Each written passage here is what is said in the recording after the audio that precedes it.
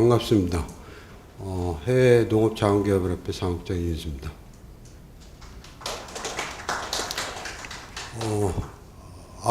앞에서 시간을 굉장히 빨리 해가지고 예정 시간보다 한 10분, 15분 이상 좀 많은 것 같습니다. 저는 말이 천천히 할 테니까 하시고, 토론도 우리 김정선 박사님 많이 해주시고, 또 질의도 해주시기 바랍니다.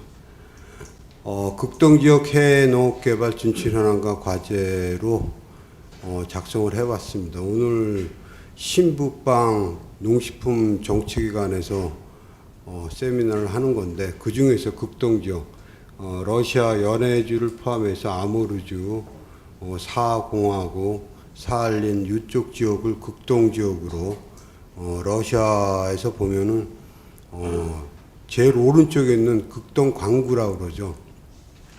그쪽에 진출하는 우리 기업의 진출 현황과 과제에 대해서 설명드리겠습니다.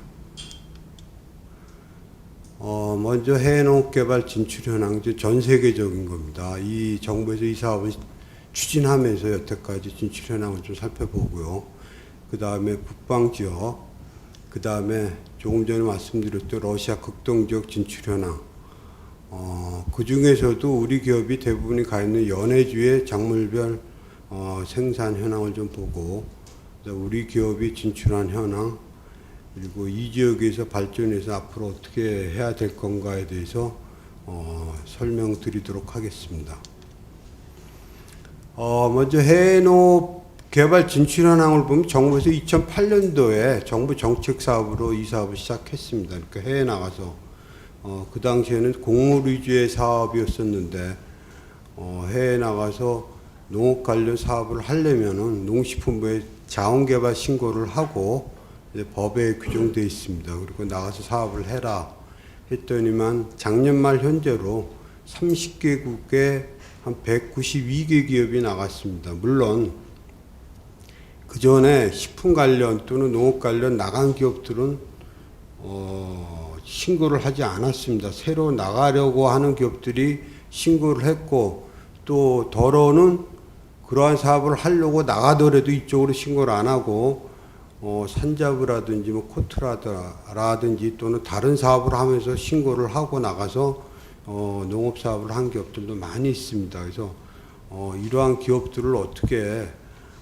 자원개발 신고를 하고 또 관리를 하냐가 앞으로 이 사업을 추진하는 농식품에서 큰 과제라고 할 수가 있습니다. 그래서 더불어서 최근에 해외 농업자원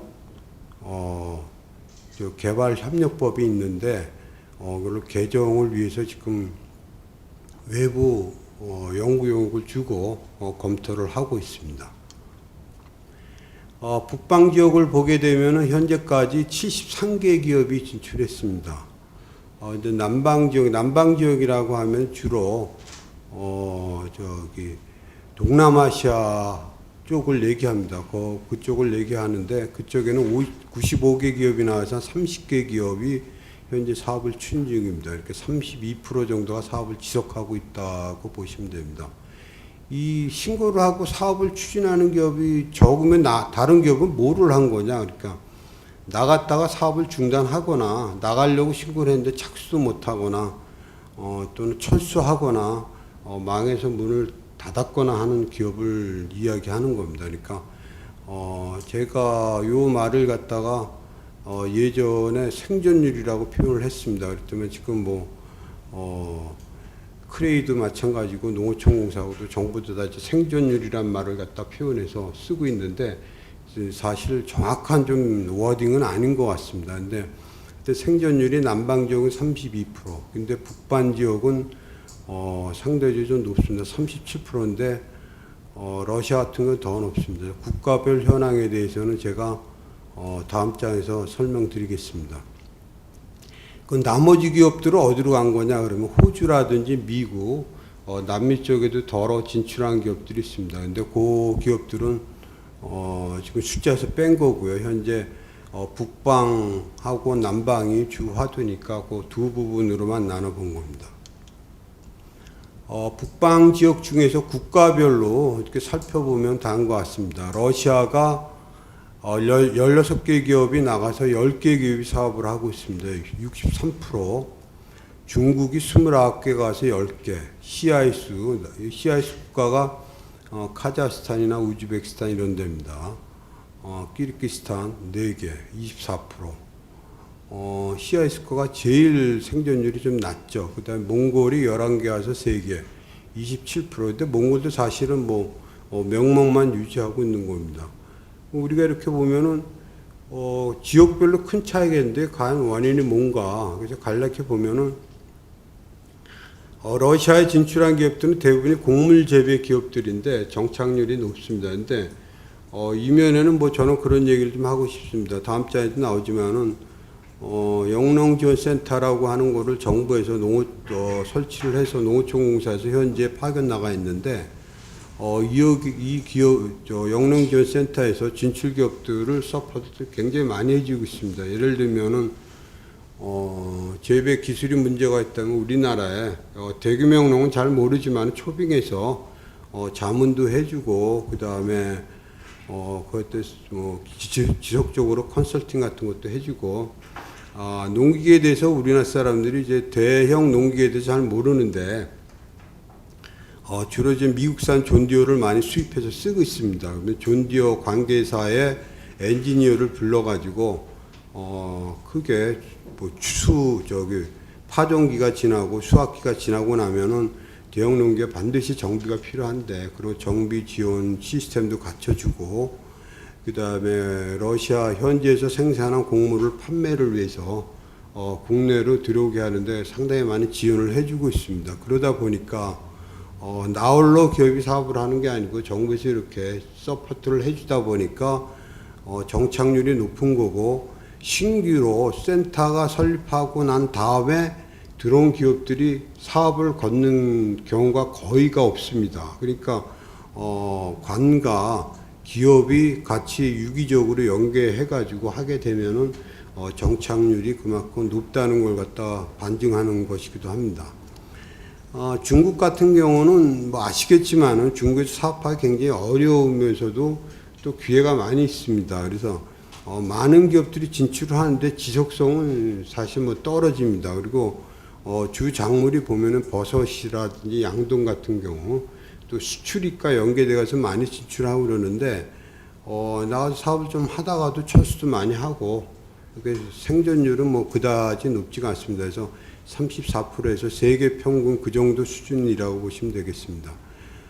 CIS 국가 같은 경우는 많은 기업들이 CIS 국가하고 지역하고 몽골은 많은 기업들이 나왔는데 왜냐하면 기업들이 나가서 그쪽 정부라든지 관료 측에서 이제 제안을 많이 받습니다. 여기 땅이 많이 있는데 거의 무상으로 지원을 해줄까 사업을 해봐라.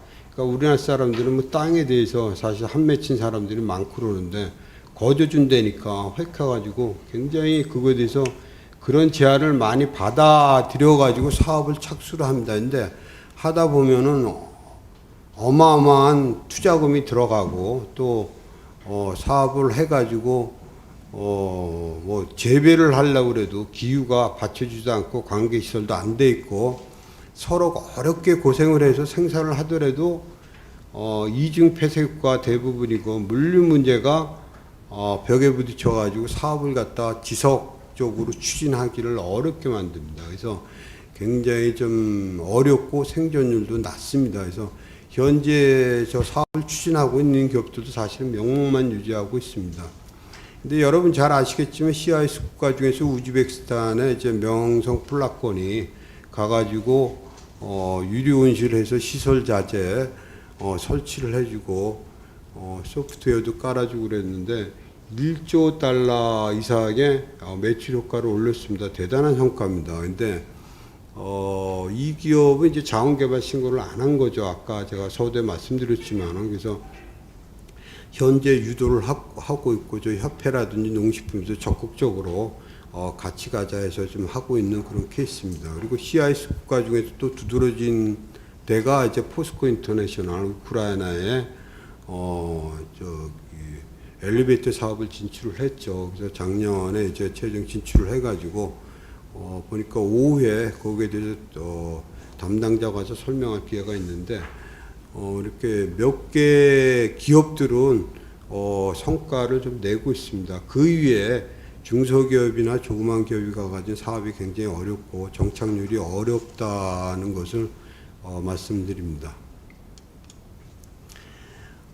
그럼 그 중에서 북방 경제권 중에서 이제 극동적 러시아에 보면 우리나라 기업들이 상당히 진출한 역사가 오래됩니다.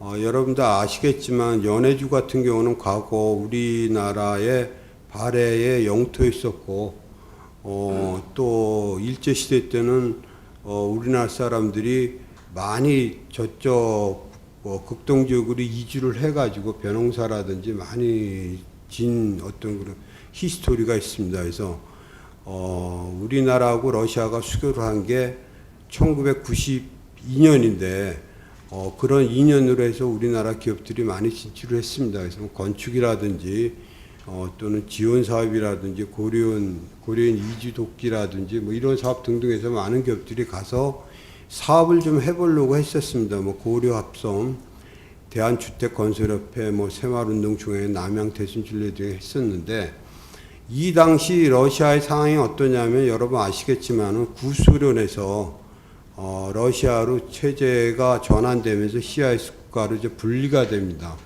그래서 그 전에 러시아를 지탱했던 게 사회주의 국가 체제에서 소포즈 코르주에서 집단농장 체제였고 집단농장 체제는 중앙정부에서 모든 자원을 갖다 농기계, 석유, 사람 인력 배치, 주거까지 다 제공해주는 어떤 공동생산 사회주의 체제였었습니다. 그래서 그렇게 되던 게 92년에 분리가 되면서 시장경제를 도입하면서 그게 다 무너진 거죠, 이 시에. 그래서 집단농장이 전부 다 무너진 겁니다. 그래서 그거를 운영했던 게 나대지라든지 일부 소수의 돈 있는 사람에 의해서 한두 개만 지탱이 됐고 나머지는 다 그게 없어진 거예요. 그러니까 여기 가가지고 우리나라 기업들이 여러분 아시겠죠? 고려합성 같은 경우도 건설이라든지 이런 거 대한주택건설협회도 갔었는데 그쪽 정부에서 제안을 해주는 거예요. 이 땅인데 그 농사를 져라.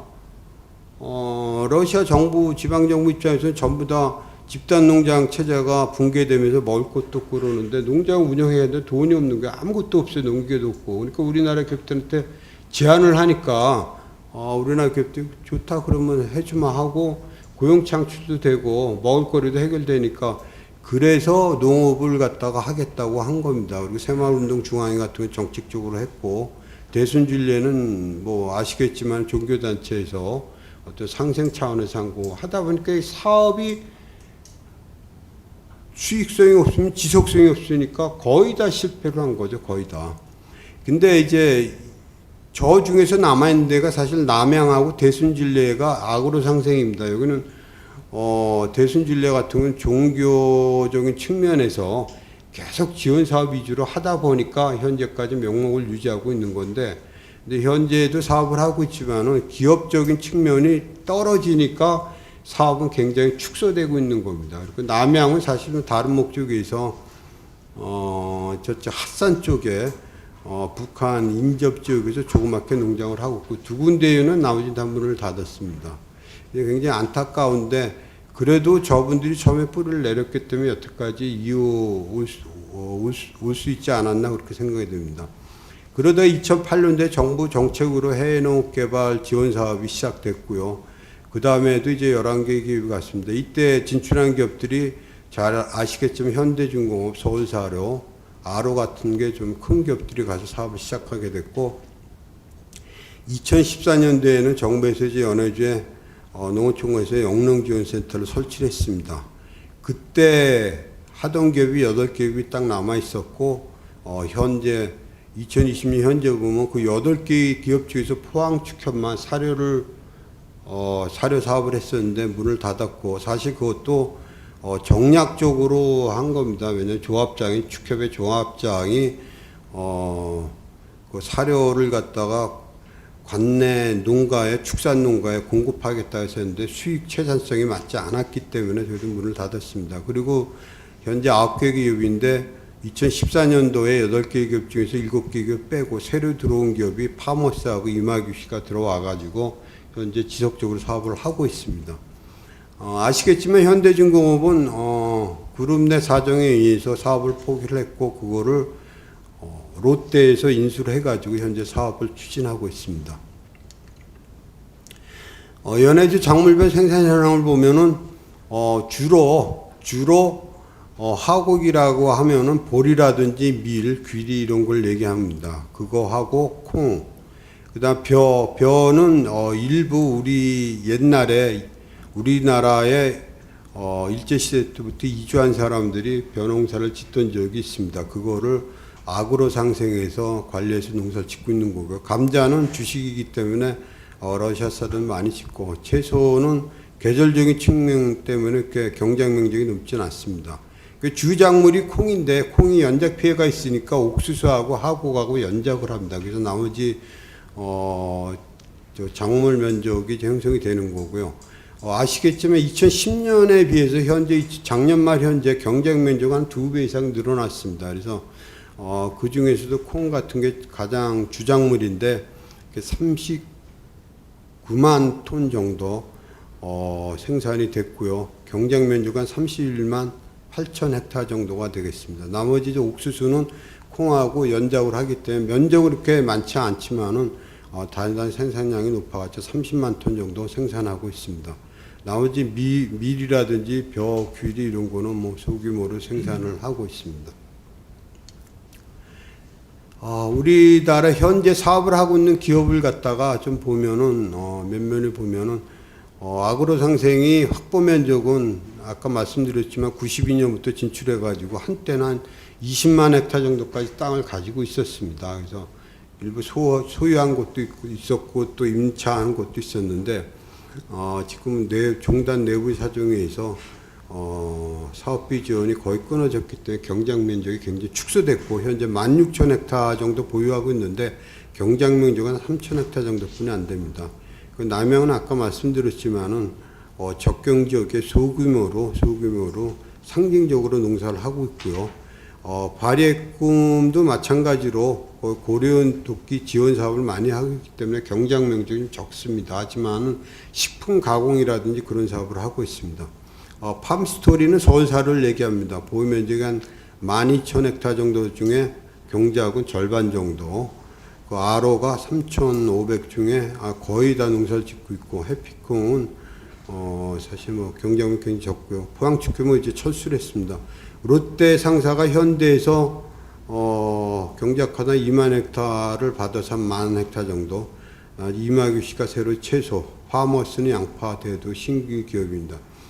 보시면 알겠지만 경작 면적 대비 확보 면적 대비 경작 면적 한 반 정도뿐이 안 되는데 이유는 알겠지만 계속 농사 짓 경우에는 연작 피해도 있고 또 저기에는 뭐 농배수로 농로 이런 거 해가지고 그게 한 20-30% 차지를 하기 때문에 면적 대비 100% 다 농사를 짓 수는 없습니다. 그리고 경작을 하기 위해서는 한 집적화된 땅에다 농사를 져야 되기 때문에 그게 보통 3,000에서 5,000헥타는 가져야 되는데 농기계를 세팅을 해야 되기 때문에 전체 다 짓기는 어렵습니다. 그래서 대규모 농업은 곡물 농업은 집적화 해가지고 농장 단위로 농사를 지어야 된다는 어떤 그런 패턴이 있습니다. 그래서 우리 기업들이 계속 경지 면적 확보하려고 하는데 어려움 중에 하나가 경작 면적 확보하기 위해서 son결된 문제가 투자비가 필요하고 농기계 세팅을 해야 되고 팔로 문제가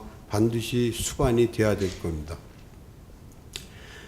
요거는 이제 그래프로 표시를 한 건데 경작 면적하고 수확량을 갖다 표시를 한 겁니다. 그래서 생산량이 굉장히 약간 좀 들쭉날쭉한데 일테면 2017년 같은 경우는 6만 3천 톤 근데 오히려 작년엔 더 줄었습니다. 그래서 저희가 뭐냐 하면은 두 가지가 있습니다. 하나는 콩하고 옥수수하고 농사를 짓다 보니까 옥수수 경작 면적이 늘어나는 경우에는 생산량이 좀 많이 늘어나고요. 단위 생산량이 6톤 정도 되기 때문에 6톤, 7톤.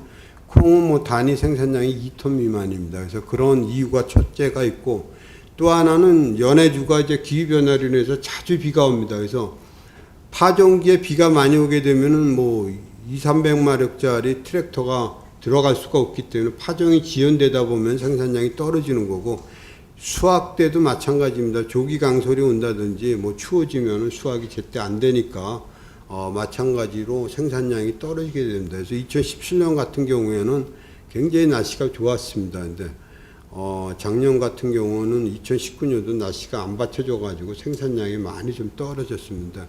금년 같은 경우 우리나라 뭐 50며칠 동안 장마가 됐지만 연해주 날씨가 굉장히 좋았다 그럽니다. 그래서 금년에는 생산량이 좋아질 걸로 보고요.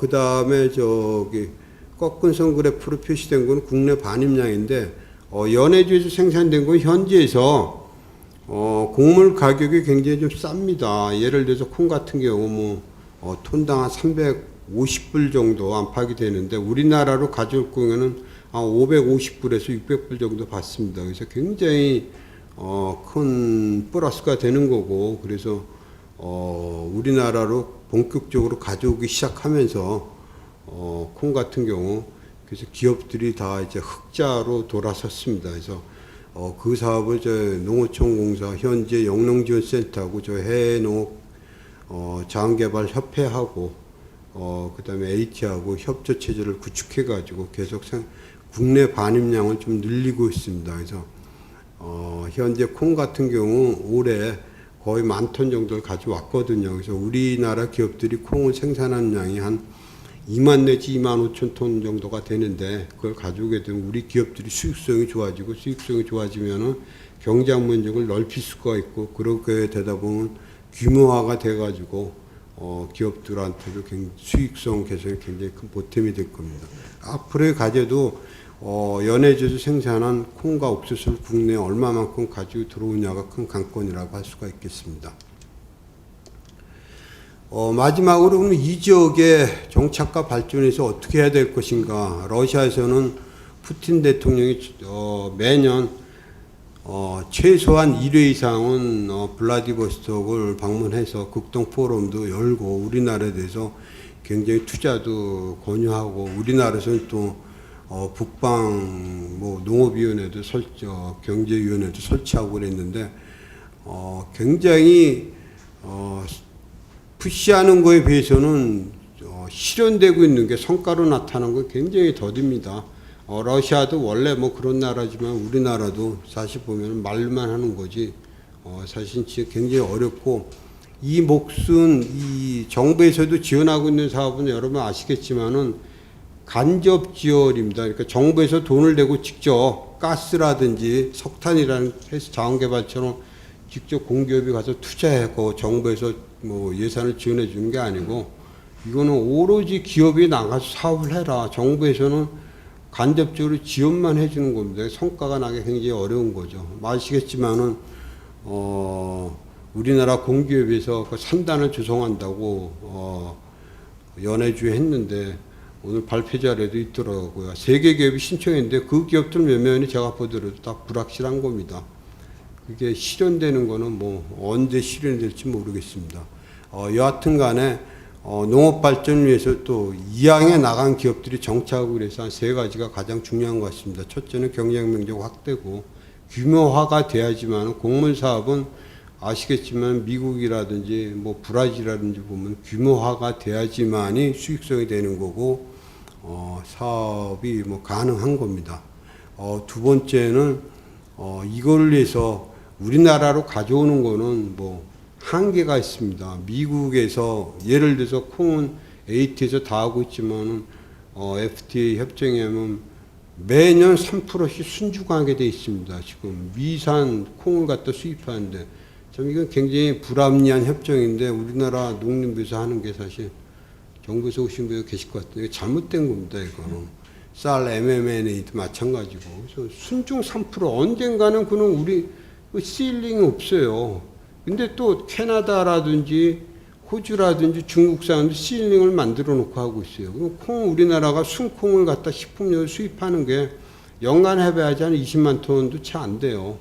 근데 지금 미국하고 FTA 해가지고 벌써 한 2만 톤 되는데 매년 3%씩 늘어나. 내가 보기엔 20, 30년 후에 되면 미국산을 다 수입해야 되는데 아시겠지만은 미국은 지금 지금 뭡니까 저기 콩이 지금 뭐 GMO인지 사실 구분이 불분명해요. 그래서 난 GMO가 우리는 먹고 이거 시장을 갖다 키워야 되는데 이게 큰 문제입니다. 그래서 러시아에서는 경쟁 면적을 확대해가지고 우리가 난 GMO 시장을 좀 대체해야 되고 지금 일부 우리 기업들은 그렇게 노력하고 있습니다. 학교 식품을 공급하는데 난 GMO 콩으로 가져온 가공 기름을 만들어서 공급하는 걸로. 아시겠지만 우리나라 콩기름은 쿼터가 한 100만 톤 정도가 되는데 뭐 대사행인이 시저인이 해편해 가지고 이거는 표시하는 의무가 없어요. 그래서 GMO인지 난 GMO인지 모르거든요. 그래가지고 굉장히 좀 어려움이 있는데 앞으로 그 학교 급식이라든지 식품에서는 난 GMO가 좀 들어가야 됩니다. 그래서 그 중에 좋은 시장이 러시아인 것입니다. 그래서 경쟁 면적 확대가 반드시 필요합니다. 확대를 위해서는 중소규모의 영농 기업이 많이 진출해야 되고 가족형 미국식의 가족형 영농이 돼야지만이 생산성도 높아지고 품질도 높아집니다. 그래서 그다음에 시범 농장도 필요한 거고 러시아 측에서도 법인 설립이라든지 쿼터 문제가 굉장히 중요한데 이런 것에 적극적인 지원을 해줘야 되고 그다음에 두 번째가 농식품 산업 활성화입니다. 그래서 아까 말씀드렸지만 가공기술이라든지 농자재 쪽에서 많이 진출을 해야 됩니다. 그 다음에 러시아 측에서 선도개발 구역을 설정을 해놓고 지금 자유항도 다 하고 그랬는데 유통 인프라라든지 기반 시설은 굉장히 느립니다. 더디는데 이게 적극적으로 좀 지원을 해줘야 됩니다. 아시겠지만은 뭐 포트 엘리베이터 설치한다고 오래전부터 얘기했고 중국하고 뭐하고 근데 파트너가 순마그룹인데 순마그룹의 회장이 자금 유용했다가 부도내고 구속이 됐습니다. 그러니까 자르비노한 개발하는 것도 다 수포로 돌아갔고 되는 게 없어요. 그러니까 이거 우리나라에서 좀 진출을 해줬으면 좋겠는데 사실 거기서 생산물이 꽤 많지 않으니까 이제 어려운 거고 해양개발부에서 거기에 대해서 아까 자료 쓴 책에 있더라고 잠깐 봤는데 굉장히 오래된 얘기입니다. 그래서 어렵고 이런 부분에서 러시아도 적극적으로 투자 좀 해야 되고 상응해서 우리도 필요하지 않을까 합니다.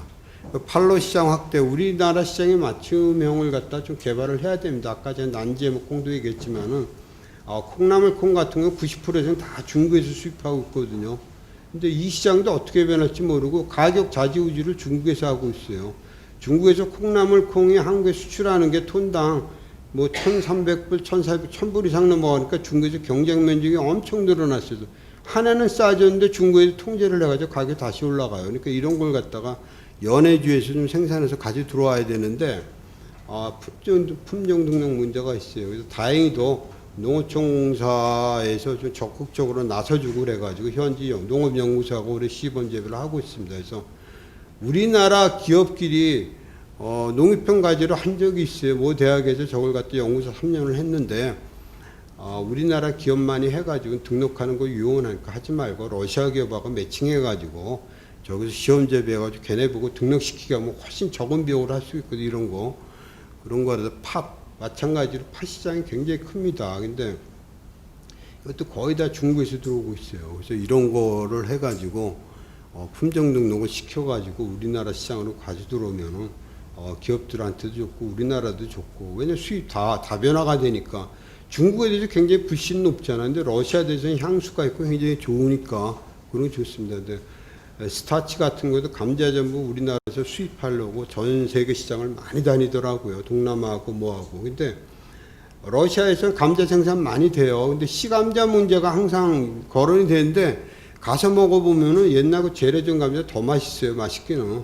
근데 사실 그 씨감자 얘기하게 되면은 그거는 세균이 옥구매가지고 알도 크고 하는데 대량 생산해서 필요합니다. 근데 감자가 생산된 적은 많은데 스타치 어떤 공장 같은 게 없어요. 러시아는 제조업이 거의 없으니까. 그래서 저런 거라든지 해가지고 하게 되면은 가능성이 있지 않을까 그렇습니다. 그리고 아시겠지만은 세계 곡물에 수입하는 그 주요 국가들이 중국, 일본, 우리나라 다 극동지역에 있거든요. 그래서 만약에 저런 게 활성화되고 또 물류도 되고 하여튼 포트도 되고 그런다 그러면 해가지고 자르비노항이라든지 그쪽 빼가지고 우리나라 뭐 일본 다 그다음에 메나 지역까지 수출이 가능하니까 굉장히 뭐 좋은 것 같습니다. 그래서 앞으로 처음에 우리나라 기업들이 92년부터 진출해서 거의 다 실패하고 문 닫고 그랬는데 그런 기업들이 지속 가능하게 지금 뭐 6, 7개 기업은 2008년부터 여태까지 10년 이상 사업을 하고 있고 신규 진출 기업도 있으니까 하여튼 가능성을 보고 있습니다.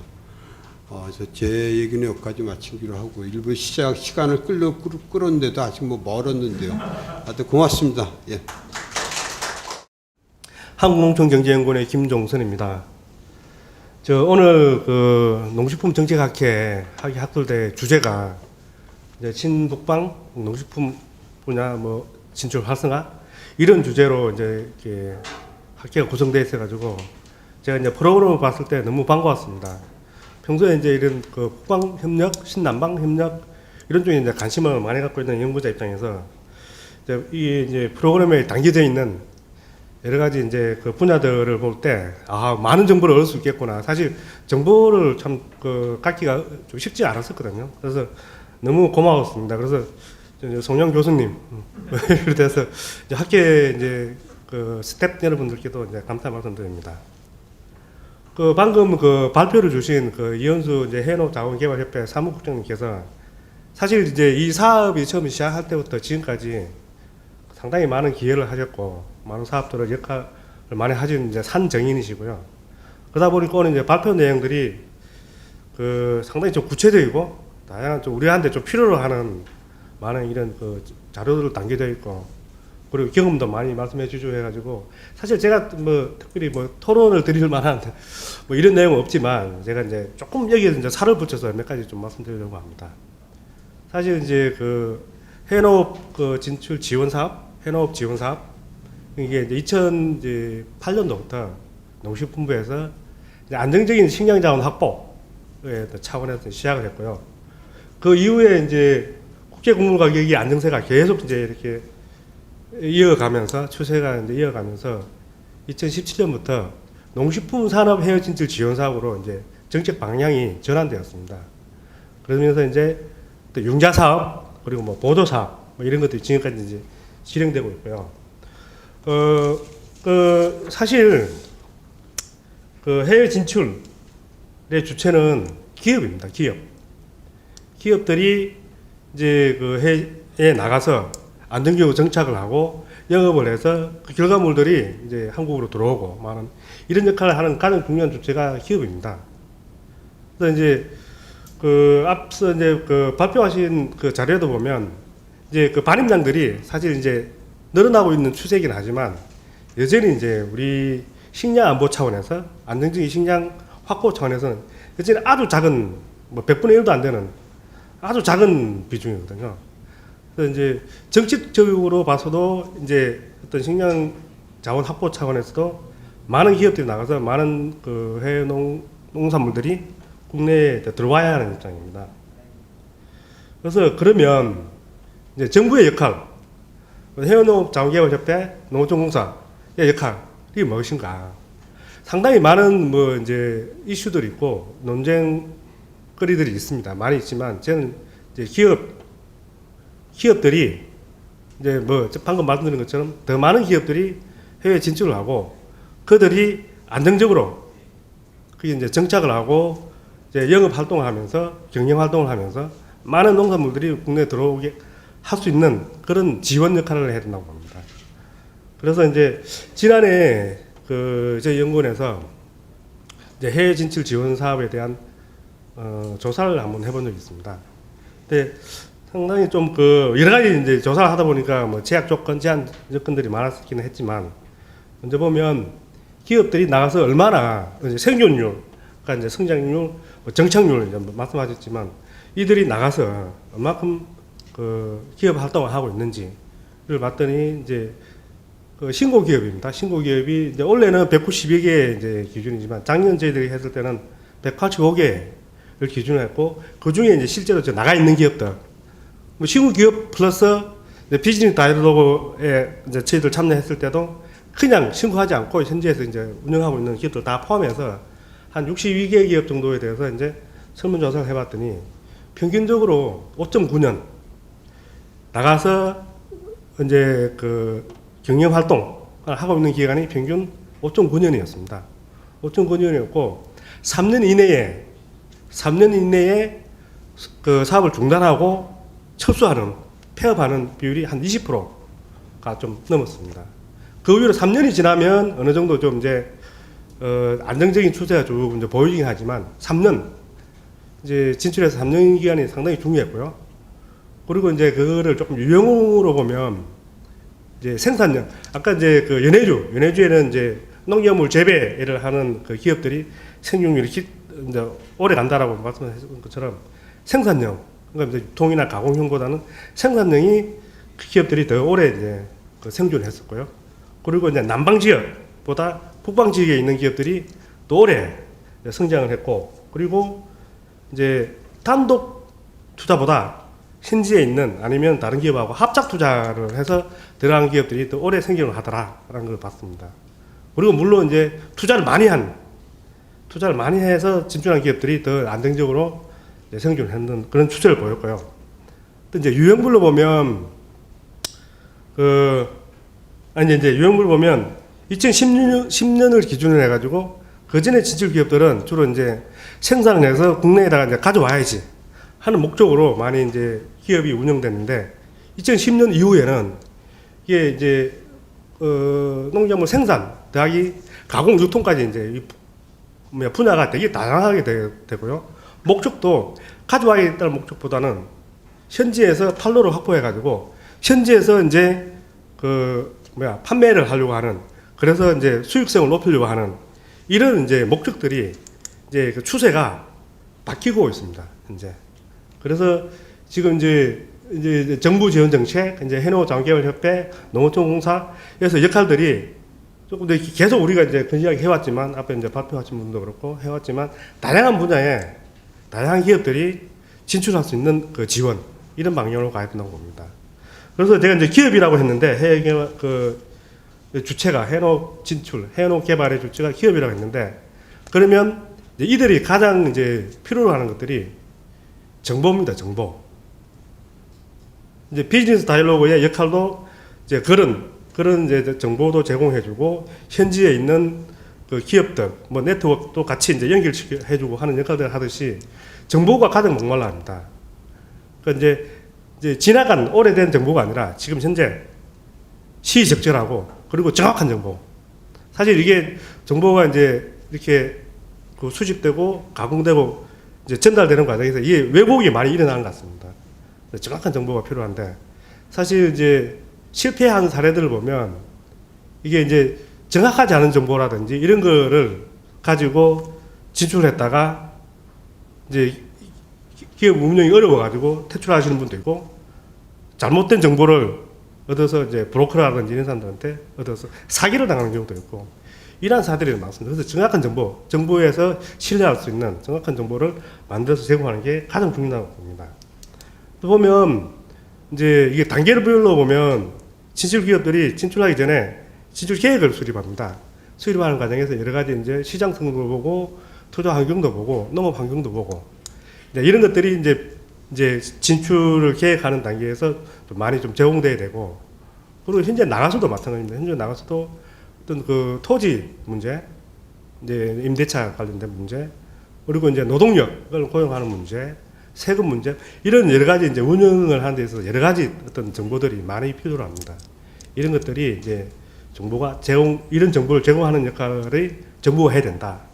그러면 그러면 어떻게 제공할 거냐? 이제 물론 정보를 이제 그 수집하고 생산하고 가공해서 하는 역할들은 이제 해농자원개발협회, 농어촌공사, 그리고 이제 대학교, 그리고 저희 같은 연구원, 여러 가지 이제 전문기관에서 생산을 할 수 있지만, 제공하는 채널들이 물론 이제 종합정보 시스템 만들어서 시스템으로도 할 수 있겠지만, 지금 하고 있는 극동영농지원센터, 아까 이제 연수 사무국장님이 말씀하신 것처럼 그 연해주 지역에 극동영농지원센터가 만들어지면서 퇴출한 기업들이 많이 줄어들었거든요. 많은 양도 많이 들고 그게 이제 극동영웅지원센터의 역할들이 상당히 중요한 역할들을 하고 있습니다. 그런데 이게 그 요구하고 있는 그 역할에 비해서 실제로 이게 이제 하고 있는 역할들이 좀 많지가 않습니다.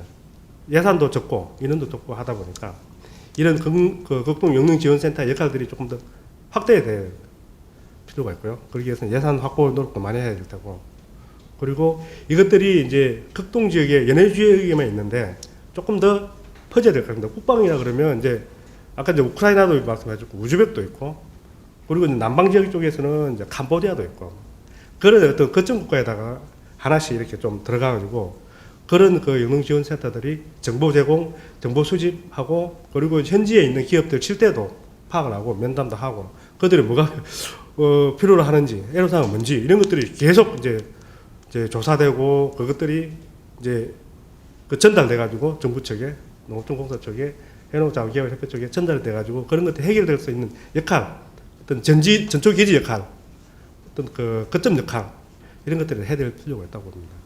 그리고 이제 비즈니스 다이얼로그도 마찬가지입니다. 이게 지금 이제 그 작년 2018년부터 시작했나요?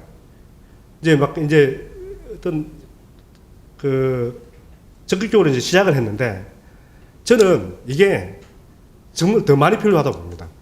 현지에서의 어떤 다이얼로그도 필요하고 국내에서도 다이얼로그도 필요하고 네, 그런 이제 두 개의 어떤 역할들이 조금 더 강화돼 가지고 이제 현지에 진출하고자 하는 기업들, 현지에 진출해서 지금 그 기업을 운영하고 있는 기업들한테 필요한 정보들이 제공돼야 되고 그들이 이제 그 비즈니스 마인드를 가지고 사업하는 것은 그들의 책임, 비즈니스니까 하도록 하고 정부의 역할들은 정보, 일본의 사례처럼 많은 정보를 제공해주고 그리고 이제 뭐 협상이라든지 정부 간의 협상이라든지 이런 역할들이 이제 정부가 해야 될 역할이라고 봅니다.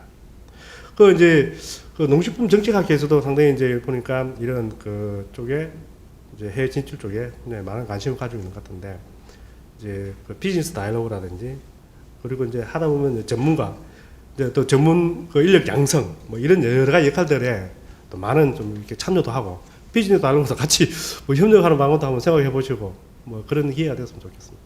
감사합니다.